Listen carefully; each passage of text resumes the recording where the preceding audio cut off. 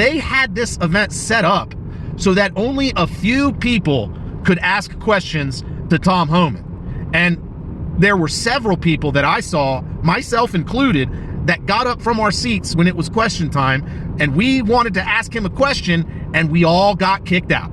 Hey guys, so I'm just now leaving the TPUSA event at UTEP. You know, I drove all the way down here thinking that I'd be able to maybe get a chance to ask Tom Homan a question, but the way that they had this event set up was not conducive to asking questions. And let me explain why. And I think they set it up like this because they don't want people asking him questions. They know that the America First crowd is pissed off. We want accountability, and they don't have an answer as to why there's been no accountability thus far. So let me explain to you how TPUSA set this event up tonight. They had us separated into separate auditoriums. Each auditorium held probably about 150, maybe 200 people. And we were basically watching a movie screen of Tom Homan speaking at a podium in one of the other auditoriums.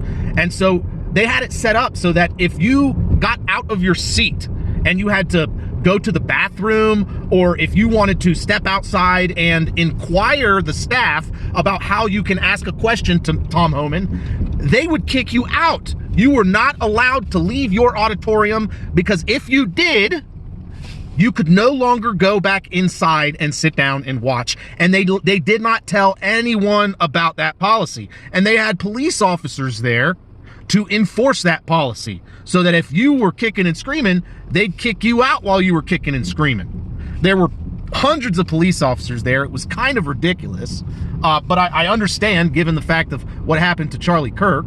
But nevertheless, they had this event set up so that only a few people could ask questions to Tom Homan. And there were several people that I saw, myself included, that got up from our seats when it was question time, and we wanted to ask him a question, and we all got kicked out. They do not want people asking questions to Tom Homan, and so I'm going to pose my question to him right here in this video. I doubt it will make its way to him, but if it does, Mr. Tom Homan, here's my question. And it's more of a request than it is a question. And I need to start off by making this statement. This time around, I did not vote for Donald Trump because he was running. I voted for Donald Trump because I knew he picked you. I thought that maybe, just maybe, this guy, Tom Homan, has a little bit of patriotism in his soul that I can put my name on the ballot for Trump because of Tom Homan. That's why I voted for Trump this time around. Fact. So here's my question to you, Mr. Tom Homan. Why has there been no accountability for people like Alejandro Mayorkas and Hayes thus far, the organization that he ran prior to his tenure as DHS secretary? The conflict of interest between Alejandro Mayorkas being the secretary of DHS and his prior experience with an NGO that was known to facilitate illegal immigration is blatantly obvious conflict of interest.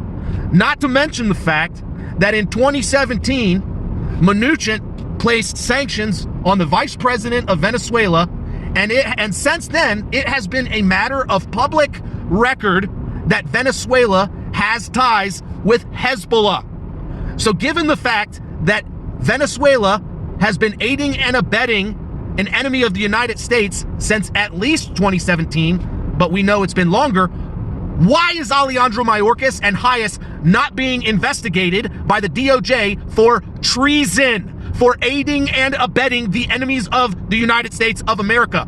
Riddle me this, Tom Homan, as the top supervisor, as the senior supervisor to the president, why have you not yet advised him to shut down Hayes and to arrest Mayorkas? Or have you advised him to do that? And if you advised him to do that, why hasn't it gotten done? We're pissed off. It's been long enough. You've had long enough to arrest these assholes and to shut them down. What we want is Mayorkas in prison and Hayes to be shut down. This was a conflict of interest, and it was treason against the sovereignty. This was subversion against the sovereignty of the United States, and we demand accountability, Mr. Homan. So while you are in that auditorium with 50 to 100 students that don't know a damn thing about what's going on, and you're not getting any real questions. That's my question to you tonight, Mr. Tom Homan, whether you want it or not.